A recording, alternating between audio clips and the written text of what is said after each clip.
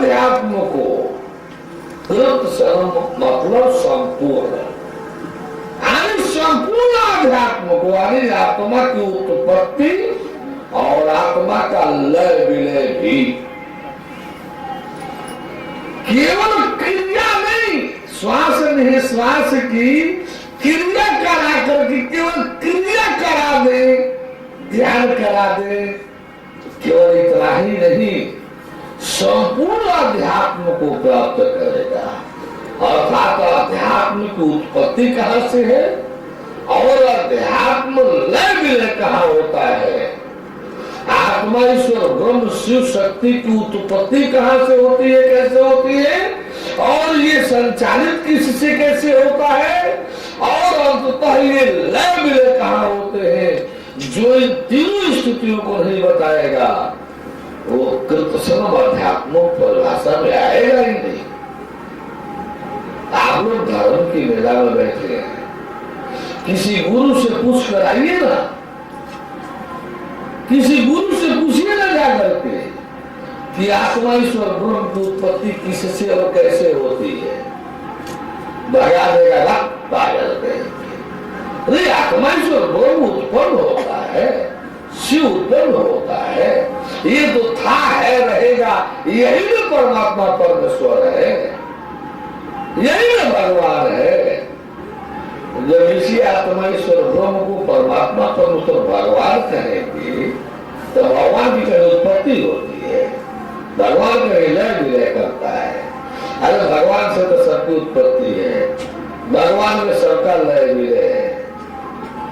एक गुरु या मेला में तलाशिए ना आप लोग इसी विषय पर कि आत्मा ईश्वर ब्रह्म शिव शक्ति की उत्पत्ति किससे और कैसे होती है, इस आत्मा ईश्वर ब्रह्म शिव पर कौन शासन करता है, इसको कौन अपने अधीन रख करके चलाता है। ये आत्मा ईश्वर ब्रह्म शिव शक्ति किसमें लय विलय कर जाते हैं।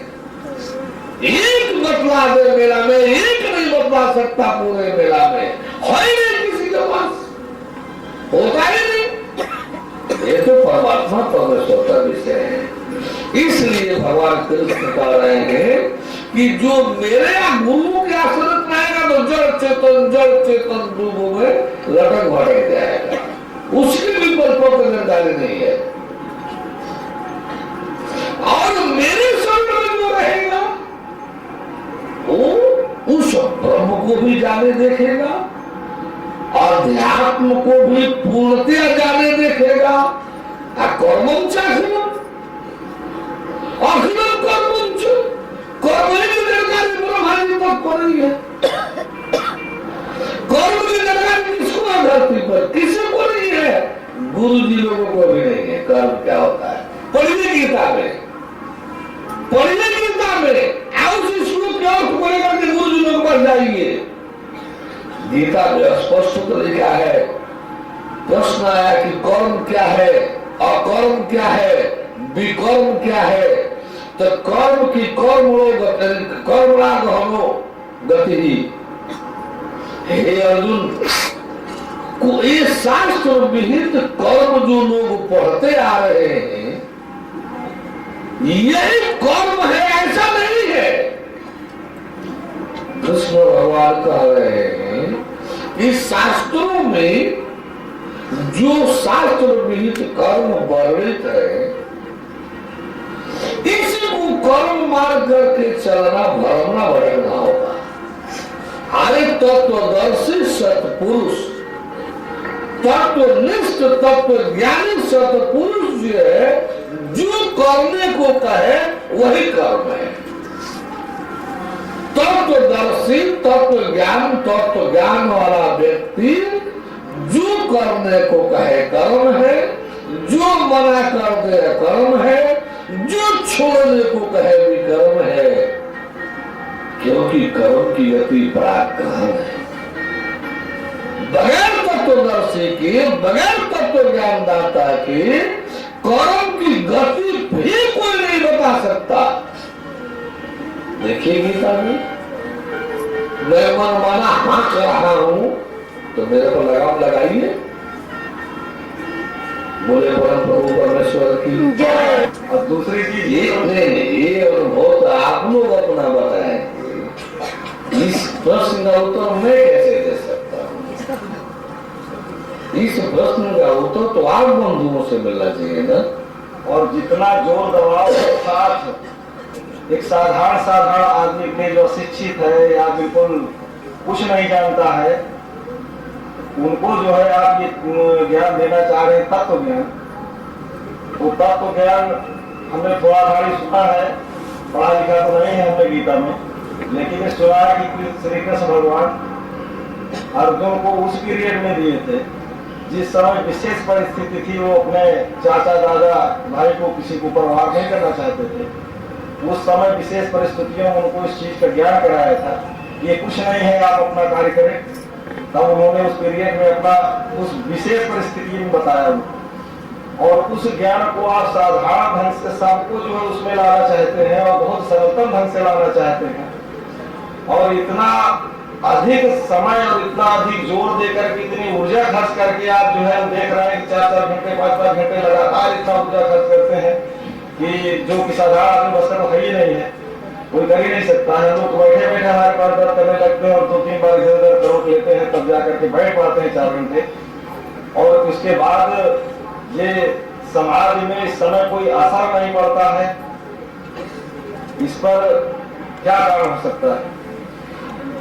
असर नहीं पड़ता है, पूर्णतः ऐसी बात तो नहीं है। नहीं, बहुत का जो असर सीधे हो जाना चाहिए, इसमें कोई जो है ज्यादा इतना दबाव किया, इतना ज्यादा उसकी पर जो चीज खोज करता है आदमी, ये सोचता है कि कभी एक देवी देवता के लिए आदमी साधारण रूप में कोई साधु सन्यासी मिल जाता है, चलो हम तुमको जो है दुर्गा जी के दर्शन करा दें, हनुमान जी के दर्शन करा दें, तो अपने पीछे पीछे 2-4 साल तक घुमाता रहता है और बहुत परेशान करता है।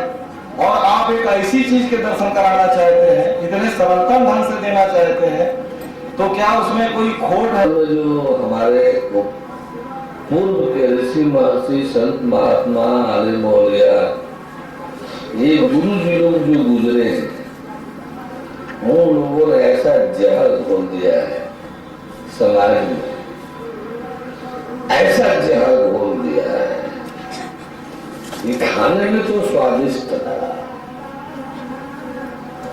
आगे जनता के स्वाद को देखते हुए जो रुचिकर स्वादकर था, रुचिकर था, ऐसे रुचि को देखते हुए उन्होंने जहर बोल दिया भगवान के विषय में। वो जहर इतना में नस नस में भिन गया है, इतना भिन गया है कि उस जहर से शरीर को सही रास्ता देने दिलाने के लिए थोड़ा समय तो लगता ही है, थोड़ा श्रम तो करना ही पड़ेगा। आदमी जो हर वक्त रहता है अपने घर परिवार में, महीनों घर परिवार में रहता है, तो एक आध दिन के लिए हम लोगों के संपर्क में आता है, महीनों 6 महीना साल भर वो घर परिवार के विषयी जीवन में जाता है, उसमें से निकल करके 2-4 10-5 दिन के लिए 15 दिन के लिए वो सत्संग में आता है, फिर जो उसी विषय के संपर्क में जाता है, फिर 2-4 महीना उसी में घूमता पकता है, फिर कभी मौका मिला 2-4 महीना पर, 2-4 महीना पर सत्संग मिला तो फिर सफाई दफाई होती है, ये कुर्ता है धोती है पहना जाता है, हर 1-2 दिन पर धोना पड़ता है। शायद हमको लग रहा है कि अब रोजे धोना पड़ता है कि हर 2 दिन पर धोना पड़ता है। जब कपड़ा पहना जाएगा तो गंदा होगा, सफाई मांगेगा।